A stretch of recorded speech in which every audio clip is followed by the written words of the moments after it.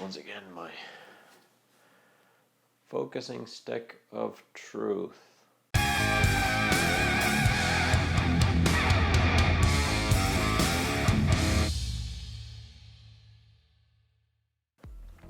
Hey there, it is Tomster here once again with another monthly update.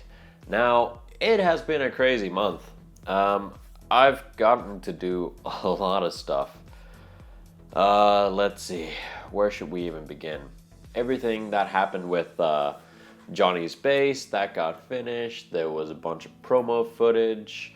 There was a little interview that I did with him talking about why you should choose handmade instrument over a store-bought instrument. Then some gig footage from when they did their gigs. I took a couple of promo pictures from Neurosurgery's first gig in Finland as well at Rotfest, which was very interesting because I got to wear one of these. I got to be very official and actually have a sort of press badge, which I haven't done before. That was pretty cool. So I did that.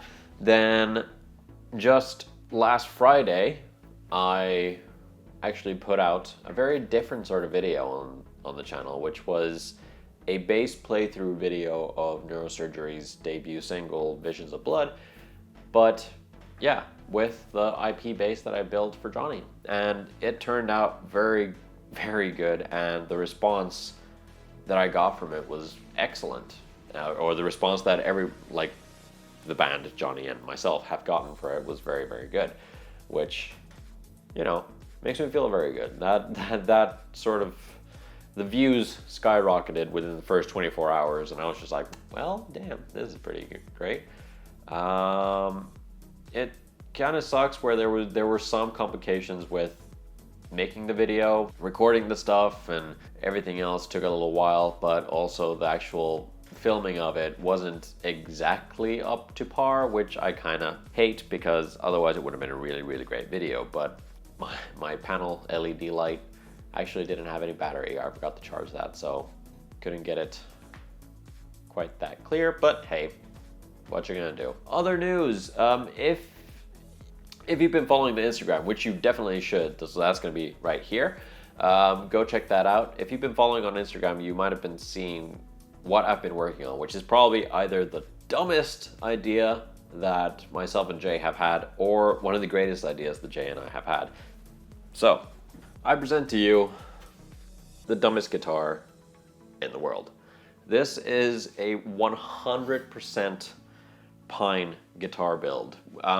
There's going to be a bunch of footage coming up, but first I'm going to finish this. So if you want to see how it progresses and everything, how it goes, go follow the Instagram page, because that's where I'm going to be updating as I go along. Now I should explain what this is all about. This is a sort of challenge between myself and Jay.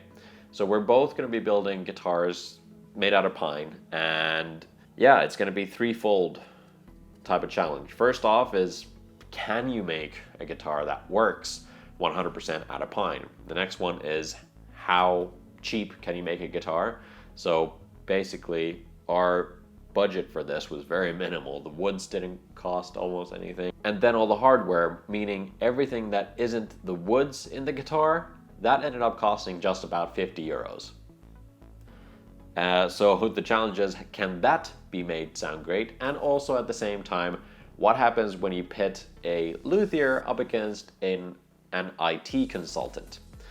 Should be fun to see. And one of the things is that Jay doesn't have social media, so he can't see what I'm doing, and he will not tell me what he's doing. We kind of want to keep each other in the dark, and then once we've finished, we'll reveal the instruments that we've made to each other, and I am really excited. This has progressed very quickly and very well. So yeah, it has a fretboard. Now the fretboard's gonna be tricky because it is very soft, but I have a little idea for that. I'm gonna be using some epoxy to kind of stabilize it. Meanwhile, all the body and the neck, I'm gonna torify those, so I'm gonna burn them. So that should stabilize that. Same thing goes for the back plate. Basically, everything is made out of pine, all of it. And yeah,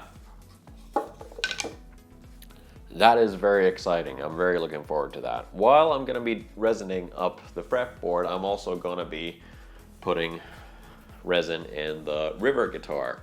So this is one of the upcoming production models. This is the first batch of proper instruments. These aren't prototypes anymore. So this one has an ash body, and then it's gonna have the resin river in the middle, and this lovely flamed spalted birch that my grandfather had in his shed for God knows how long. Many, I can probably say decades, maybe, I don't know, many years. And yeah, the reason why it's green in the middle first is I'm gonna have a green river, but I'm also gonna stay in the body green. So because it's a clear resin, you would see that this is a different color than the rest of the body. So I stained it up, and that's gonna be cool. That's gonna be very interesting. I also put out, because there's a whole bunch of new subscribers. Hello, new subscribers. Hello, new subscribers. I put out a little introductory video just to kind of get you up to speed on what it is I do. And I realized editing it, I forgot so much. I mean, I forgot to mention the Trivium guitar, I forgot to mention the AH guitar, I forgot to mention the Ruby guitar, I forgot to mention a lot of work that I did at Crimson, not to mention all the guitars that I've worked on here. It's crazy. It's taken me a while to realize how much work I've actually done when it comes to this. I mean, I decided to start working on guitars in 2012, so it's a good few years now. And that was, before that I had already been doing custom paint jobs and stuff. I think probably about 10 years or so I've been working on stuff already. Maybe even more than that. If I count the paint jobs, it might be more than that. I'm not quite sure. And that's crazy to think.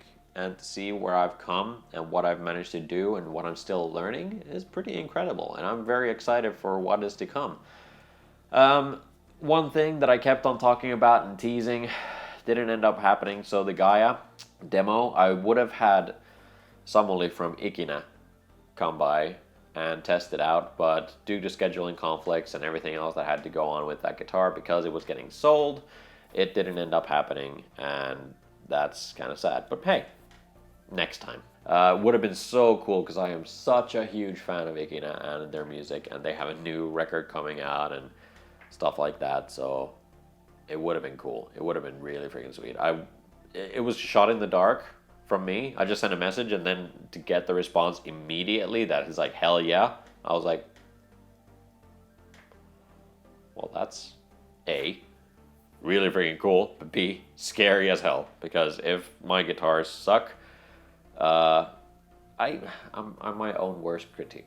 I'm my own worst critic, really. So I think that my guitars aren't up to par. I see all the things that I want to do differently in the next ones, but of course, people who have played them have said that they feel really, really good and they sound really, really great, and I'm just like, yeah, awesome. I still want to change a couple of things, but hey, that's every single creative person ever. I don't know that many creative people who don't always want to better themselves, so kind of one of those things. Hey, but one of the things that is going to be happening starting this upcoming week is I'm going to go back to the After Hours guitar. So that's the guitar that I started building for myself while working at Crimson and working after hours.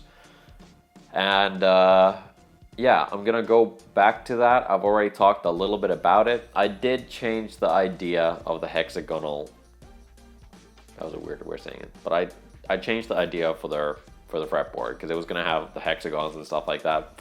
I always felt a little bit about the idea, because everybody does hexagons and it's a little bit bland. Instead, I went to Amsterdam on vacation, and I saw the Amsterdam Eye Film Museum.